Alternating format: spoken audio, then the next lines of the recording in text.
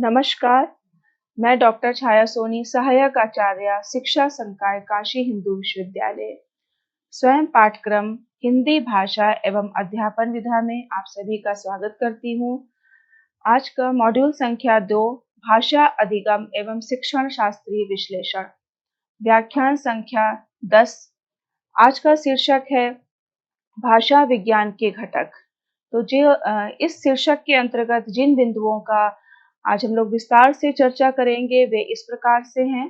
परिचय, प्रोक्ति विज्ञान, वाक्य विज्ञान, शब्द विज्ञान, अर्थ विज्ञान, रूप विज्ञान, ध्वनि विज्ञान, लिपि विज्ञान, रूप ग्राम विज्ञान, निष्कर्ष। इन सब का हम लोग आज विस्तार से अध्ययन करेंगे कि प्रोक्ति विज्ञान, वाक्य विज्ञान, शब्द विज्ञान, अर्थ विज्ञान, इन सब का क्या तात्पर्य है और किस प्रकार से ये भाषा से संबंधित है, या हिंदी भाषा जब हम उस भाषा के माध्यम से अधिगम कराने की कक्षा में बात करते हैं तो ये सारे विज्ञानों को समझना किस प्रकार से सहायक होता है। क्योंकि भाषा की जब अगर हम बात कर रहे हैं हिंदी भाषा की, तो उसके भी कला और विज्ञान दो पक्ष हैं। तो ये अगर हम विज्ञान पक्ष की बात करते हैं तो विज्ञान के अंतर्गत हमारे ये सारे बिंदु समाहित होते हैं। भाषा एक जटिल और बहुआयामी प्रणाली है जिसके सभी अंगों और उपांगों का गहराई से अध्ययन करना ही भाषा विज्ञान का कार्य है। अपने व्यापकतम रूप से तो भाषा वह साधन है जिसके माध्यम से हम सोचते हैं तथा अपने विचारों को व्यक्त करते हैं। किंतु भाषा विज्ञान में हम जिस भाषा का अध्ययन विश्लेषण करते हैं, जो बोली और सुनी जाती है, और बोलना भी पशु पक्षियों का नहीं, गूंगे मनुष्यों का नहीं, वरन बोल सकने वाले मनुष्यों का है। आमतौर पर भाषा को दो स्तरों पर देखा जाता है, बाह्य और आंतरिक। बाह्य स्तर पर ध्वनियां, शब्द और वाक्य शामिल होते हैं, जबकि आंतरिक स्तर में मुख्य रूप से अर्थ की भूमिका होती है। इन्हीं आधारों पर भाषा विज्ञान की 4 मुख्य शाखाएं की गई हैं। स्वन विज्ञान, जिसमें हम लोग ध्वनियों का अध्ययन करते हैं। रूप विज्ञान, शब्दों की बनावट, या जब वाक्य में जो शब्द हैं वो विभक्तियों के साथ प्रयुक्त होते हैं तो वो रूप विज्ञान कहलाता है। वाक्य विज्ञान, वाक्य की संरचना किस प्रकार से हो रही है, वाक्य संरचना के क्या नियम हैं। और अर्थ विज्ञान, अर्थ की व्याख्या, जो शब्दों के माध्यम से वाक्य संरचित हुआ है तो वो उस वाक्य में छिपे भाव क्या हैं और क्या अर्थ दिया जा रहा है, उन सब की बातें जो है वो अर्थ विज्ञान में की जाती है। समय के साथ ये सभी शाखाएं स्वतंत्र रूप से विकसित होकर अपने अपने क्षेत्र में विशिष्टता प्राप्त कर चुकी हैं। तात्पर्य यह है कि भाषा एक जटिल और बहुआयामी प्रणाली है जिसके सभी अंग और उपांग जो है उनका अध्ययन करना भाषा विज्ञान की दृष्टि से आज के समय को देखते हुए बहुत ही महत्वपूर्ण हो जाता है। और भाषा के स्तरों पर अगर हम बात करें तो बाह्य और आंतरिक 2 स्तर होते हैं। बाह्य स्तर पर जो ध्वनि है, शब्द है और वाक्य शामिल होते हैं, जो कि भाषा के वैज्ञानिक पक्ष से संबंधित होते हैं। और अगर हम आंतरिक पक्ष की बात करते हैं तो ये पूर्ण रूप से अर्थ की प्रतीति से संबंधित होते हैं। जो अर्थ शब्दों में या वाक्यों में छिपा हुआ है वो किस गहराई तक के हम समझ पाते हैं, किसी गद्यांश को, किसी वाक्य को पढ़ करके समझने की बात जहाँ पर आती है तो वो उसका आंतरिक पक्ष कहलाता है। हिंदी शिक्षण, हिंदी भाषा शिक्षण के 2 पक्ष हैं, जैसा अभी पूर्व में ही बताया जा चुका है। वैज्ञानिक पक्ष और हिंदी साहित्य शिक्षण, जो कि कलात्मक पक्ष कहलाता है। तो हिंदी भाषा शिक्षण, जब हम भाषा के शिक्षण की बात कर रहे हैं तो वो वैज्ञानिक पक्ष है, और जब साहित्य के शिक्षण की बात कर रहे हैं तो वो कलात्मक पक्ष है। भाषा विज्ञान के अंतर्गत प्रोक्ति विज्ञान, वाक्य विज्ञान, अर्थ विज्ञान, रूप विज्ञान, शब्द विज्ञान, ध्वनि विज्ञान, लिपि विज्ञान है। इसके साथ ही हम व्याकरणिक संरचना की भी बात करते हैं कि जो वाक्य संरचित हुए हैं वो व्याकरणिक वाक्यों की संरचना तो विद्यार्थियों को करना आ गया है, लेकिन वो व्याकरणिक दृष्टि से शुद्ध है या अशुद्ध, इसकी जानकारी जो है वो व्याकरण के माध्यम से प्राप्त होती है।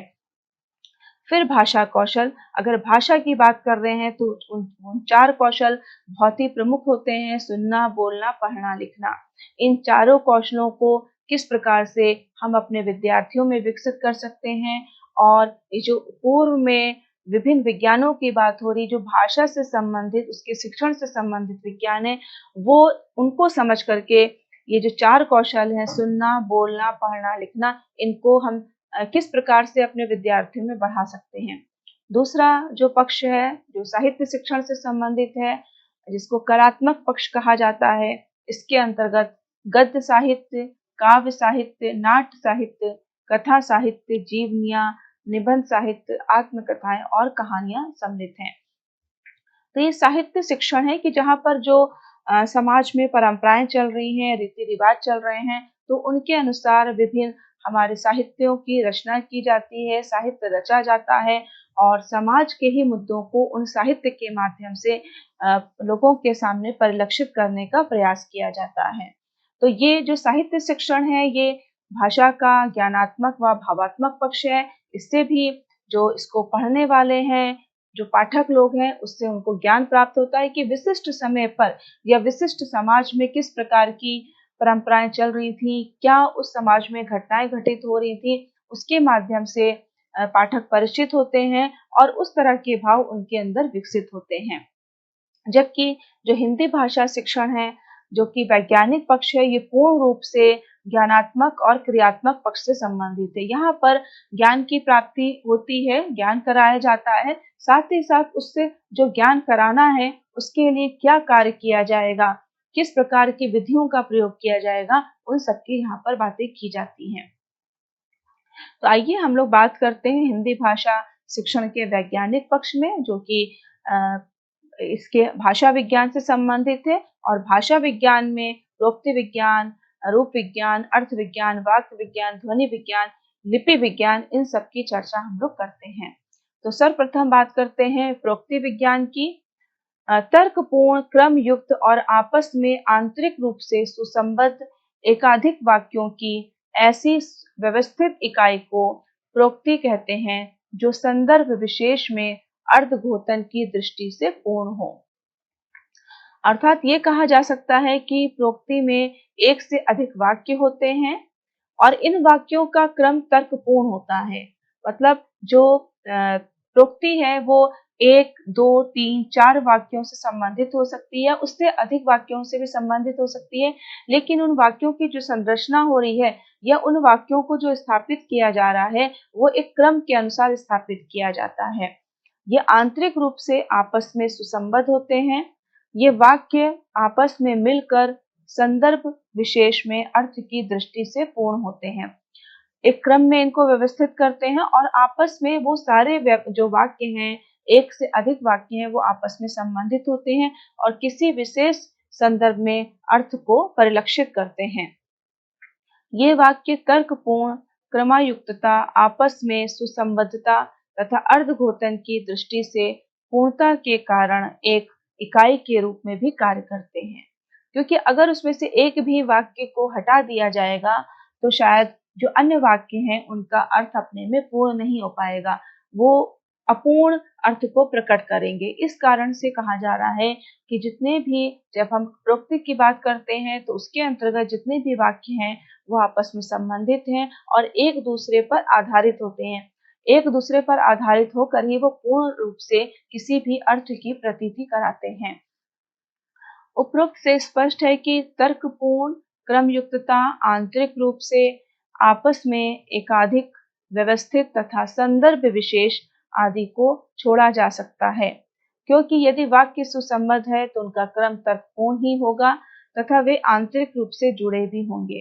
क्योंकि सुसंबद्ध वाक्यों, पदबंध में एकाधिकता, तर्कपूर्ण क्रमयुक्तता, आपस में संबद्धता तथा आंतरिक संबद्धता स्वतः समाहित है और बिना व्यवस्थितता के वाक्यों की लड़ी की कड़ी तो हो सकती है, सच्चे अर्थों में इकाई नहीं बन सकती है। दूसरा विज्ञान है जो कि वाक्य विज्ञान है। वाक्य को साधारणतया लोग सार्थक शब्दों का समूह मानते हैं, जो भाव को व्यक्त करने की दृष्टि से अपने आप में पूर्ण होता है।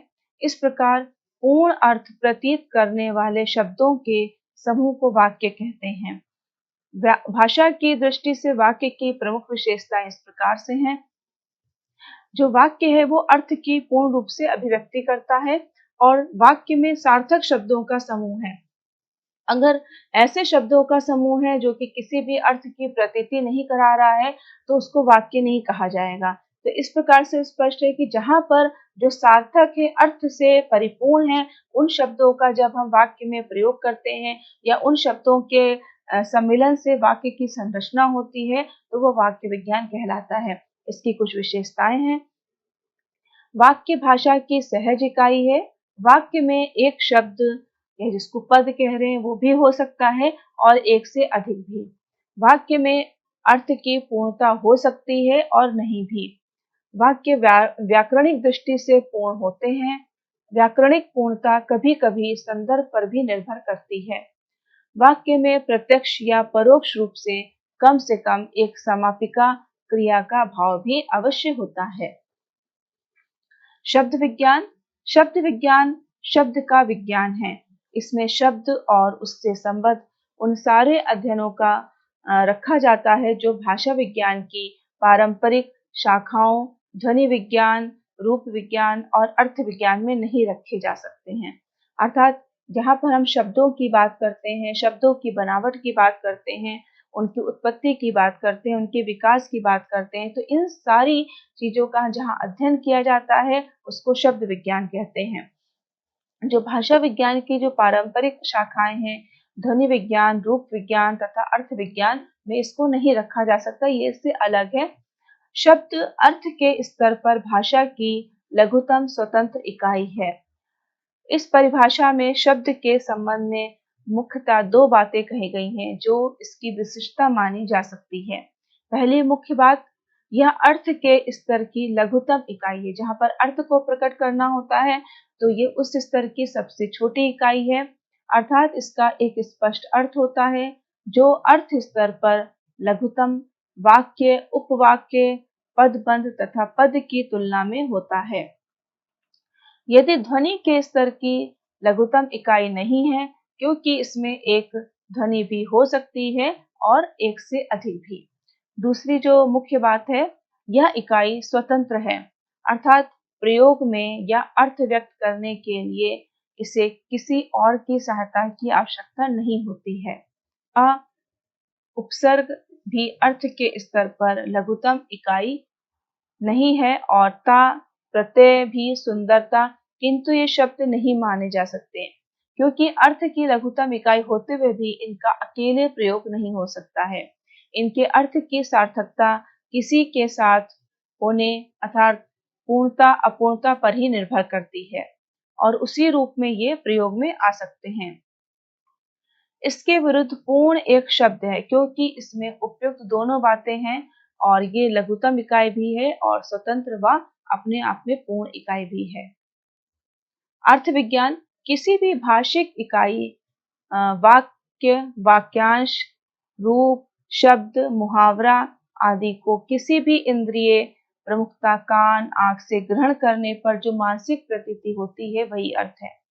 कहने का तात्पर्य है कि जो भाषिक इकाई है, वाक्य कहा जा रहा है या वाक्य का कोई अंश कहा जा रहा है या वाक्य में जब हम विभक्तियों के साथ प्रयुक्त कर रहे हैं तो शब्द हमारा रूप बन जाता है और शब्द का अपने आप में भी एक अर्थ है जो कि वाक्य से अलग जब हम शब्द रखते हैं तो अगर सार्थक ध्वनियों को मिलाया गया है तो वो शब्द कहलाता है, उसका भी अपने आप में कोई अर्थ है। तो इन सबको जब इंद्रियों के द्वारा जो हमारे चक्षु है और हमारी ग्रहण करने की जो इंद्रियां हैं, कर्ण हैं, उनके माध्यम से जब इसको हम ग्रहण करते हैं तो एक मानसिक पटल पर एक तरह की प्रतीति विकसित होती है और वो प्रतीति ही अर्थ कहलाती है। और इस तरह की जो अर्थ की प्रतीति है वो दो प्रकार से होती है, आत्म अनुभव और पर अनुभव। आत्म अनुभव स्वयं किसी चीज का अनुभव करके, स्वयं के द्वारा जब अनुभव प्राप्त होता है या अकस्मात किसी चीज का अनुभव मिलता है या हम उसके लिए पहले से योजनाबद्ध होते हैं, तो दोनों प्रकार के यहाँ पर अनुभव की बात कही जा रही है। उदाहरण के लिए चीनी मीठी होती है में मीठी के अर्थ की प्रतीति स्वयं चीनी चखने से होती है, अर्थात किसी चीज के बारे में उसकी व्याख्या करना या उसका वर्णन करना तभी संभव हो पाता है जब उसका स्वयं को अनुभव होता है। पर अनुभव के अंतर्गत अनेक क्षेत्र ऐसे भी होते हैं जहां हमारी पहुंच नहीं होती है। उस क्षेत्र से संबद्ध शब्द आदि के अर्थ की प्रतीति के लिए हमें दूसरों के अनुभव या ज्ञान पर निर्भर रहना पड़ता है। कोई भी ऐसी वस्तु हो सकती है, कोई भी ऐसा जगह हो सकती है जहाँ जिसको कि नहीं देखा है, तो दूसरा जब उसको वर्णित कर रहा है या दूसरा व्यक्ति जब उसके बारे में हमें बता रहा है, तो उसके अनुभव से हमें लगता है कि हाँ, उस चीज़ में ये खूबियाँ हैं या उसकी ये विशेषताएँ हैं या उसमें ये कमियाँ हैं। तो दूसरों के द्वारा जब पर अनुभव दूसरे व्यक्तियों के द्वारा जो चीज़ों के उनको जो अनुभव होते हैं, उसके आधार पर जब हम उसको सीखते हैं, तो वो हमारे पर अनुभव कहलाते हैं। अर्थबोध के साधन भारतीय परंपरा में अर्थबोध के 8 साधन माने गए हैं। पहला व्यवहार, शब्दकोश, तीसरा व्याकरण है, चौथा प्रकरण है, पांचवा व्याख्या है, छठा उपमान है, सातवां आप्त वाक्य है और अंतिम जो है वो ज्ञात का सानिध्य है। ये अर्थबोध जब हम करते हैं, हमें अर्थ की प्रतीति होती है, तो ये 8 साधन है जिसके माध्यम से हमको अर्थ की प्राप्ति होती है या अर्थ हम समझ पाते हैं और तत्पश्चात उसको हम व्यक्त कर पाते हैं। रूप विज्ञान, रूप विज्ञान या पद का विभिन्न दृष्टियों से अध्ययन किया जाता है। रूप विज्ञान उस विज्ञान को कहते हैं जहाँ पर पद विज्ञान का जो कि शब्द के साथ जब कारक विभक्ति जुड़ जाती है, तो जब उसको वाक्य में प्रयुक्त करते हैं तो वह रूप या पद विज्ञान कहलाता है। तो जहाँ पर इनका अध्ययन किया जाता है वो आपका रूप विज्ञान है। वर्णात्मक रूप विज्ञान में किसी भाषा या किसी भी एक समय के रूप या पद का अध्ययन किया जाता है। इतिहास में उसके विभिन्न कालों के रूपों का अध्ययन कर उसमें रूप रचना का इतिहास या विकास प्रस्तुत किया जाता है। और तुलनात्मक रूप विज्ञान में 2 या अधिक भाषाओं के रूपों का तुलनात्मक अध्ययन किया जाता है। समान दृष्टि से देखने पर रूप परिवर्तन और ध्वनि परिवर्तन में अंतर नहीं दिखाई देता, परंतु वास्तव में दोनों में अंतर है। जब हम समान दृष्टि से देखते हैं, जो रूप परिवर्तन है या ध्वनि जो हमारे कर्ण द्वारा जिसको हम ग्रहण कर रहे हैं, जो हमारे स्वर या व्यंजन हैं, वो ध्वनि भी कहलाते हैं, अक्षर या वर्ण भी कहलाते हैं, तो उनमें भी परिवर्तन दिखाई देता है। तो और जो हमारे रूप जब वाक्य में शब्दों का प्रयोग हो रहा है, कारक या विभक्ति के साथ उनका प्रयोग हो रहा है, तो उसमें भी अंतर दिखाई दे रहा है। परंतु ये अंतर इतना इस तरह से नहीं दिखाई देता है कि वास्तव में लगे कि दोनों में अंतर है। यद्यपि कभी-कभी ये दोनों अंतर इतने सामान्य या समीप हो जाते हैं कि इनको अलग कर पाना बहुत ही संभव नहीं या कह सकते हैं कठिन अवश्य हो जाता है। ध्वनि विज्ञान संस्कृत में ध्वनि विज्ञान का पुराना नाम शिक्षण शास्त्र था। हिंदी में इस प्रसंग में फोनेटिक्स के लिए मुख्यतः ध्वनि विज्ञान, ध्वनि शास्त्र अथवा स्वन विज्ञान आदि तथा फोनोलॉजी के लिए ध्वनि प्रक्रिया, स्वन प्रक्रिया या स्वर्णिम विज्ञान और फोनोलॉजी के लिए ध्वनि प्रक्रिया का प्रयोग किया जाता है। ध्वनि विज्ञान के अंतर्गत वाचन तथा श्रवण कौशलों का प्रयोग किया जाता है। ध्वनि विज्ञान उस विज्ञान को कहते हैं जहाँ पर ध्वनियों के बारे में पूर्ण रूप से अध्ययन किया जाता है। ध्वनियों के उच्चारण स्थान के बारे में हम लोग बात करते हैं कि किस प्रकार से जो विभिन्न ध्वनियाँ हैं, ध्वनियों को 2 भागों में विभाजित किया जाता है, स्वर और व्यंजन में। तो स्वर का उच्चारण स्थान क्या है और व्यंजन का उच्चारण स्थान क्या है?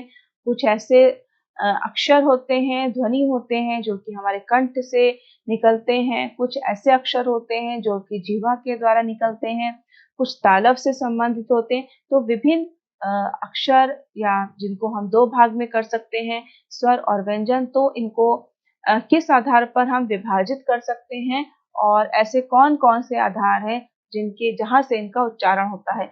कौन से ऐसे अक्षर हैं जब हम उनको उच्चारित करते हैं तो ज़्यादा प्रयत्न करने की आवश्यकता पड़ती है और कुछ ऐसे अक्षर हैं जिनको जब बोलते हैं तो बहुत ही कम प्रयत्न में या बहुत ही कम समय में उनका उच्चारण किया जा सकता है।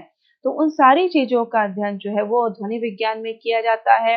विभिन्न काल में इनका कैसे विकास हो रहा है, और किस प्रकार से हम अपने विद्यार्थियों को इसमें कि वो ध्वनि को समझ सकें, उसके उच्चारण के स्थानों को समझ सकें और समझ करके जब उनके अंदर हम कौशलों को विकसित करना चाहेंगे, जो भाषा कौशल है, सुनना है, बोलना है, तो वो उस चीज़ में बहुत ही प्रवीण हो जाएँगे।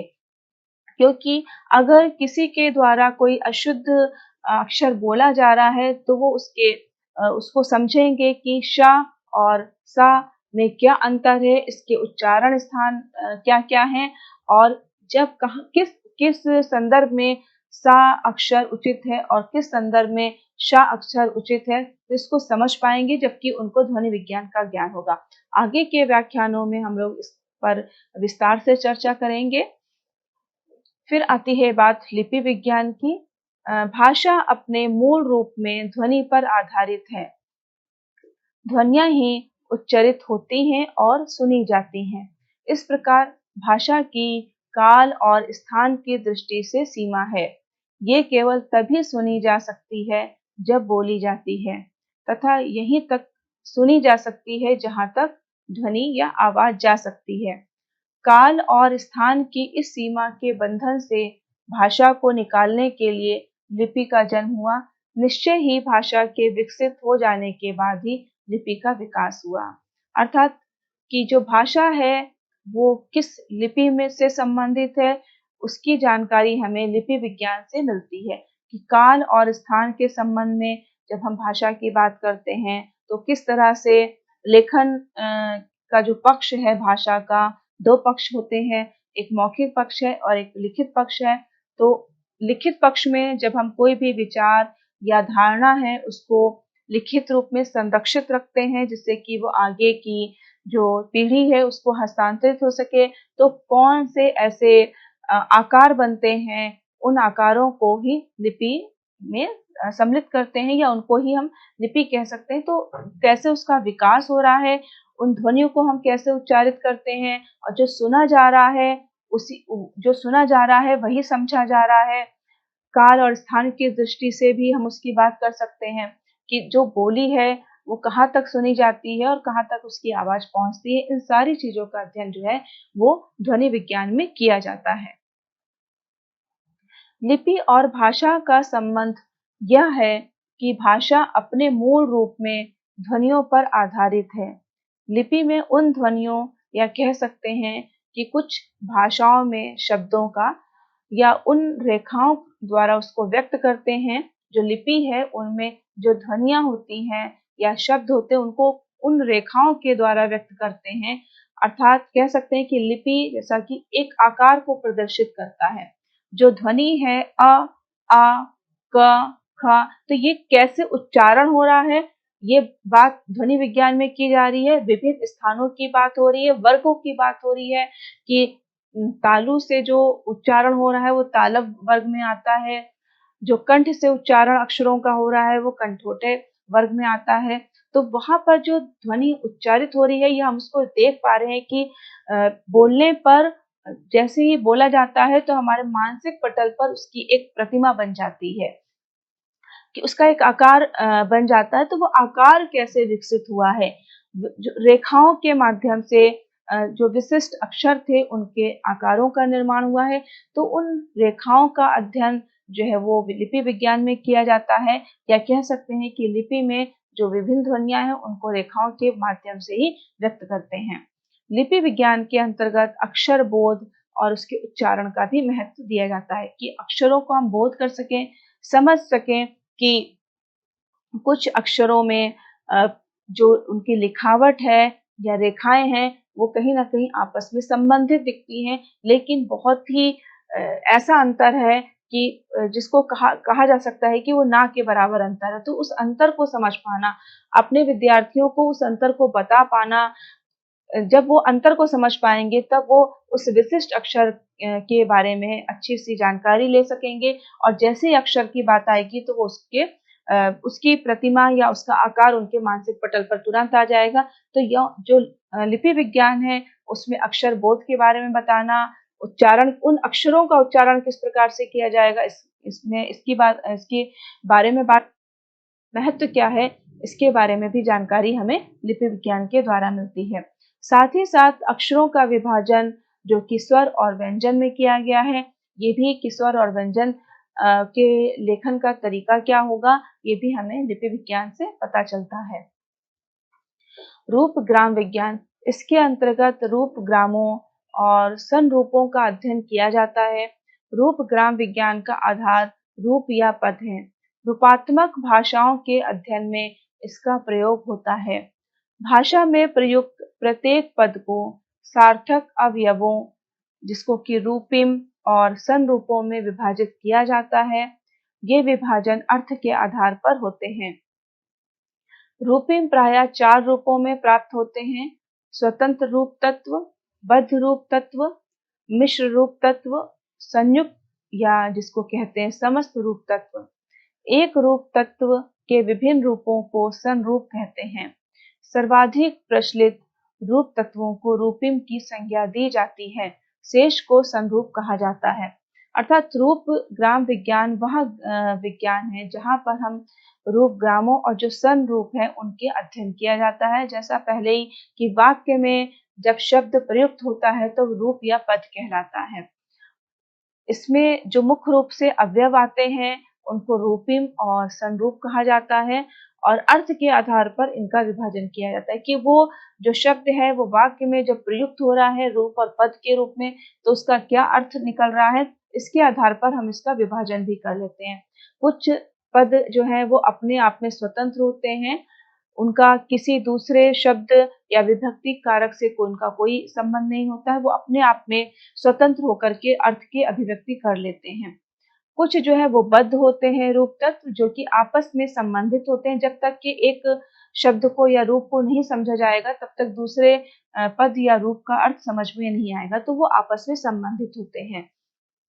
मिश्र रूप तत्व उनको कहते हैं जहाँ पर एक से अधिक रूप मिल जाते हैं और दोनों ही मिलकर या एक से अधिक रूप तत्व मिलकर के अर्थ की प्रतीति कराते हैं। संयुक्त या समस्त रूप तत्व जितने भी वाक्य में शब्दों का प्रयोग हुआ है जिनको कि पद या रूप कहा जा रहा है, वे सभी मिलकर के जिस अर्थ की प्रतीति करा रहे हैं, जैसे कि घरों में सफाई होनी चाहिए, तो घर इसके बाद ओ अक्षर उसमें जुड़ गया है, साफ ई अक्षर उसमें जुड़ गया है, तो यहाँ पर अलग अलग भी इनका अर्थ है। लेकिन अगर हम अलग अलग करके इसको देखेंगे घर ओ साफ ई कर आ ई, तो इनका कोई भी तात्पर्य नहीं निकलेगा। जब इन सबको आपस में सम्मिलित करके समझा जाता है तो वहां पर हम संयुक्त समस्त रूप तत्व की बात करते हैं। सर्वाधिक प्रचलित रूप तत्वों को रूपिम की संज्ञा दी जाती है, शेष को संरूप कहा जाता है। संयुक्त अथवा समस्त रूपिमों में पद संगठना में कुछ ध्वन्यात्मक परिवर्तन भी होता है। जो ध्वनि निकलती है बोलते समय तो उसमें कुछ परिवर्तन भी हमें दिखाई देता है, उसको हम सुन भी सकते हैं उस परिवर्तन को जो ध्वनि में हो रहा है। और इन परिवर्तनों का अध्ययन भी रूप ध्वनि विज्ञान के अंतर्गत किया जाता है। इस प्रकार रूप ग्राम विज्ञान रूपिम, संरूप और रूप ध्वनि का अध्ययन करता है। व्याकरण का अर्थ, व्याकरण भाषा का सिद्धांत पक्ष होता है और इसके अंतर्गत जो बात करते हैं कि भाषा की इकाई वाक्य, वाक्य की इकाई शब्द और शब्द की इकाई अक्षर होते हैं। किसी भाषा के स्वरूप को समझने के लिए अक्षरों, शब्दों और वाक्यों इन तीनों के स्वरूप को समझना होता है। ये ही व्याकरण के मूल तत्व हैं और उन्हें क्रमशः ध्वनि विज्ञान, शब्द विज्ञान और वाक्य रचना कहा जाता है। इसकी जो परिभाषा दी है वो पाणिनि और पतंजलि के अनुसार कहा है उन्होंने कि व्याकरण शब्दानुशासन है। जो शब्द है उसका अध्ययन करने वाला एक अनुशासन जो है उसी को ही व्याकरण कहा जाता है। इसमें भाषा का रूप व्यवस्थित होता है। पतंजलि ने अपने महाभाष्य में इसे शब्दानुशासन कहा है। हेमचंद्र के अनुसार व्याकरण जो है वो शब्दानुशासन है। व्याकरण केवल वाक्य संरचना का वर्णन करता है। व्याकरण शब्दों के प्रयोग का अनुसरण तथा नियंत्रक है, इसलिए इसे शब्दानुशासन भी कहा जाता है। मतलब जो वाक्य संरचना तो का अध्ययन व्याकरण में किया ही जा रहा है, साथ ही साथ शब्दों का कैसे प्रयोग करेंगे, शब्दों की संरचना कैसी होगी, उसको वो नियंत्रित भी करता है। इसी कारण से इसको शब्दानुशासन भी कहा जाता है। व्याकरण भाषा का अंगरक्षक है तथा नियंत्रक भी है। भाषा कौशल भाषा को विचारों, भावों एवं इच्छाओं की अभिव्यक्ति का साधन माना जाता है। भाषा को अभिव्यक्ति का माध्यम भी मानते हैं। अभिव्यक्ति के लिए भाषा के अंतर्गत सुनना, बोलना, पढ़ना, लिखना आता है। ये जो चार हैं, यही भाषा के मूल कौशल कहलाते हैं। भाषा की पूर्णता के लिए लिखने, पढ़ने, बोलने और सुनने के कौशलों का विकास होना अत्यंत आवश्यक है। हिंदी भाषा शिक्षण अधिगम का शिक्षण शास्त्रीय विश्लेषण। हिंदी भाषा शिक्षण अधिगम का क्षेत्र अधिक व्यापक है, जिसे भाषा विज्ञान कहते हैं। भाषा विज्ञान के अधिगम क्षेत्र का संक्षिप्त विवरण से स्पष्ट है कि यहाँ हिंदी भाषा के कुछ जो घटक हैं, उनको सिखाने के लिए जिन शिक्षण विधियों का विश्लेषण किया जाता है, वो ही हमारे शिक्षण शास्त्र के अंतर्गत आता है। हिंदी भाषा की जो पाठ्य वस्तु है, वो ज्ञानात्मक, क्रियात्मक अधिक है। हिंदी भाषा के घटकों में हेतु जो शिक्षण विधियों का विश्लेषण किया जाता है और विधियों का, प्रविधियों का, प्रणाली का, उन सब का कि भाषा को सिखाने के लिए जो सूत्र चाहिए, जो सिद्धांत चाहिए, इन सब का जहाँ पर हम अध्ययन करते हैं, वो हमारा भाषा का शिक्षण शास्त्रीय विश्लेषण कहलाता है। निष्कर्ष, भाषा विज्ञान के उपयुक्त महत्वपूर्ण अंगों के अतिरिक्त भाषा का अध्ययन और भी कितने ही रूपों में हो रहा है, जिसके फलस्वरूप भाषा विज्ञान की अन्य अध्ययन विधाएं भी सामने आ रही हैं। उनमें से मुख्य है व्युत्पत्ति विज्ञान, कोश विज्ञान, भाषा भूगोल विज्ञान, बोली विज्ञान, भाषा प्रकार विज्ञान, शैली विज्ञान, मनोभाषा विज्ञान, समाज भाषा विज्ञान, भाषात्मक प्रागैतिहासिकता, सांख्यिकी भाषा विज्ञान, परिकल्पनात्मक भाषा विज्ञान आदि। अर्थात कहने का तात्पर्य है कि जो अभी जब हम हिंदी भाषा की बात करते हैं, तो एक भाषा के शिक्षण की बात हो रही है, दूसरा साहित्य शिक्षण की बात हो रही है। तो भाषा शिक्षण में वैज्ञानिक तत्वों की बात हो रही है, भाषा विज्ञान की बात हो रही है, जिसमें प्रोक्ति विज्ञान, वाक्य विज्ञान, शब्द विज्ञान, अर्थ विज्ञान, लिपि, व्याकरण, इन सब की बात आ रही है और साथ ही साथ जो चार कौशल हैं, उनके अध्यापन की भी बात हो रही है। लेकिन वर्तमान समय में उन विज्ञानों के अतिरिक्त भी शाखाएं बढ़ी हैं, बढ़ रही हैं और इन सब के बारे में भी जानकारी हमें अपने विद्यार्थियों को देनी चाहिए।